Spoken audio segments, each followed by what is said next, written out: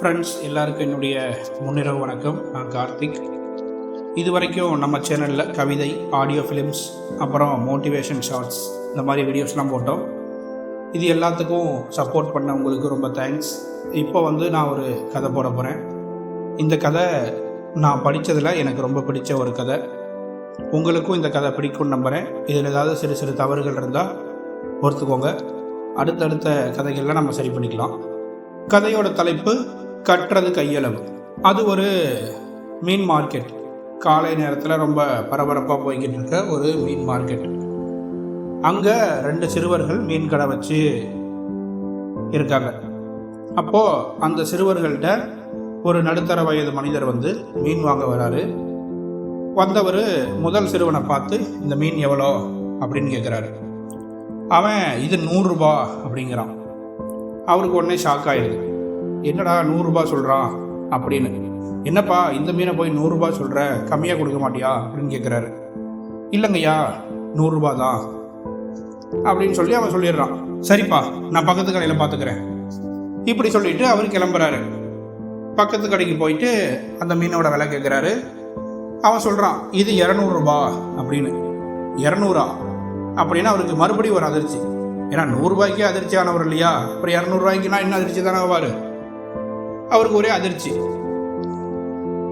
அதே பையனை பார்த்து அவர் திரும்ப கேட்குறாரு, என்னப்பா அந்த பையன் இதே மீனை 100 ரூபான்னா அதுவே எனக்கு ஜாஸ்தியாக தெரிஞ்சுது, நீ இதை 200 ரூபான்னு சொல்கிறிய, இது எப்படி அப்படின்னு. அப்போ அந்த பையன் சொல்கிறான், ஐயா இந்த மீன் புத்திசாலி மீன், இந்த மீனை சாப்பிட்டீங்கன்னா நீங்களும் இதே மாதிரி புத்திசாலியாயிருவீங்க அப்படின்னு சொல்கிறான். அவருக்கு உடனே ஒரே ஆச்சரியம். என்னடா இது, மீனை சாப்பிட்டா புத்திசாலி ஆகலாமா? அதை தாண்டி அவருக்கு இன்னொரு ஆச்சரியம்னா, ஒரு மீன் புத்திசாலியா, அது எப்படி அப்படிங்கிறது அவருக்கு இன்னொரு ஆச்சரியம்.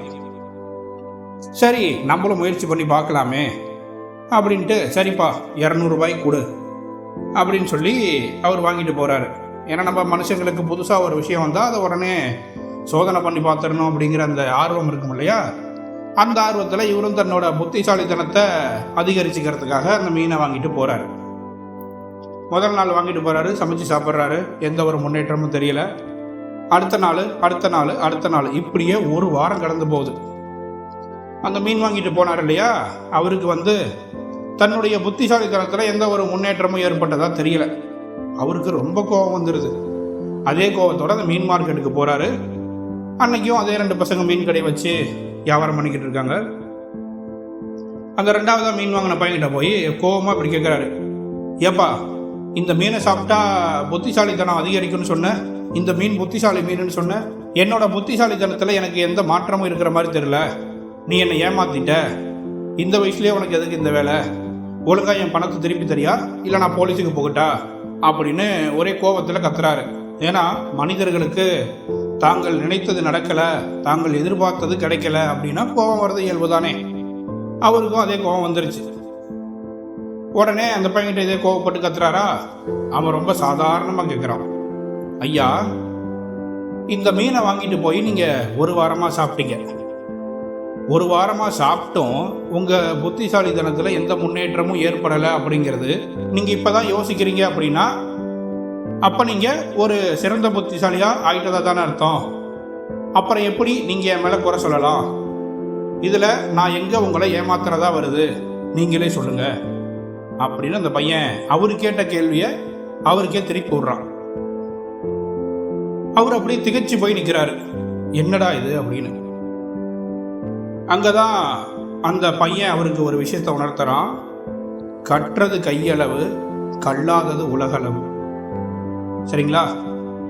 நம்ம என்னதான் படிச்சிருந்தாலும் நம்மளுடைய படிப்பு அறிவு அப்படிங்கிறது வேற, நம்மளுடைய அனுபவ அறிவு அப்படிங்கிறது வேற. சரிங்களா? ஏன்னா நம்மளுடைய கல்வி அறிவுங்கிறது எல்லா நேரமும் நமக்கு கை கொடுத்துறாது. சில நேரத்தில் நம்மளுடைய அனுபவ அறிவும் சேர்ந்தாதான் நம்ம கல்வி அறிவும் நமக்கு கை கொடுக்கும். கல்வி என்பது நம்ம கற்பதால் வருது, அனுபவம் அப்படிங்கிறது நம்ம வாழ்ந்து பார்க்கறதால வருது. ஸோ அனுபவம், கல்வி இந்த 2மே ரொம்ப முக்கியமான ஒன்று. அதுதான் இந்த கதை சொல்லுது. கற்றது கையளவு, கல்லாதது உலகளவு. கதை முடிஞ்சுது. இந்த கதையில் ஏதாவது தவறு இருந்தால் கமெண்டில் சொல்லுங்கள். கண்டிப்பாக கரெக்ஷன்ஸை சரி பண்ணிக்கலாம். இவ்வளோ நேரம் கதையை பொறுமையாக கேட்டதுக்கு ரொம்ப நன்றி.